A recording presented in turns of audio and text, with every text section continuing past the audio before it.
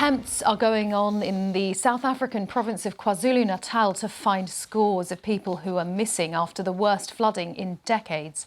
More than 300 have died after torrential rain saw buildings, roads and bridges washed away. Let's go over to our correspondent Shingai Nyoka, who's in Durban. What sort of efforts are going on, Shingai, right now?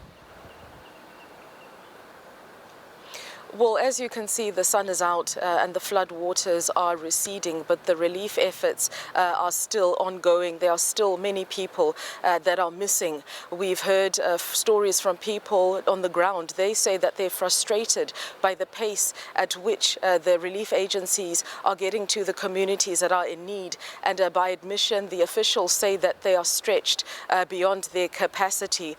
There are many communities that are still cut off, children that haven't been able to go to school, people that have been displaced in community halls. And so the government says it's still moving from community to community to assess the needs. But mop-up operations have begun.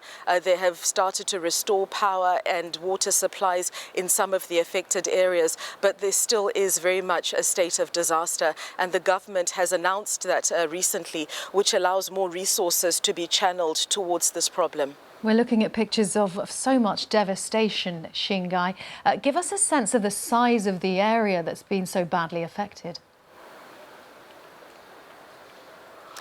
Well, authorities say that it is the whole of KwaZulu-Natal, which is a very strategic port city. It's the largest in sub-Saharan Africa, servicing southern African countries that are landlocked.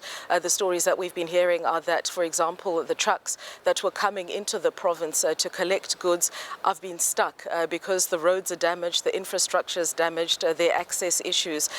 They're lines of about 10 kilometers long, and authorities are saying that they shouldn't come in at the moment. Now, the President, Cyril Ramaphosa, visited the area on Wednesday. What did he see and what did he promise? Well, he saw the grieving families, he saw the extent of the damage and even he was surprised. And it's a line that we've been hearing over the last couple of days, is that although the weather services had warned people to move from low-lying areas, nobody expected the ferocity that we saw, the torrential rains, the 4 days of these torrential rains which battered this province. And the president has promised relief aid to those that are affected.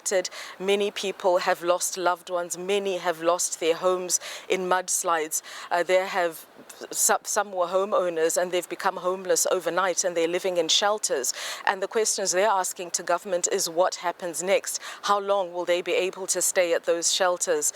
And what plan the government has? And this really speaks to some of the criticism that we've heard against the government, that while President Cyril Ramaphosa has said that this storm, this disaster was as a result of climate change, some are saying that it's drainage, some are saying that it's town planning that has placed these flimsy structures in these vulnerable areas.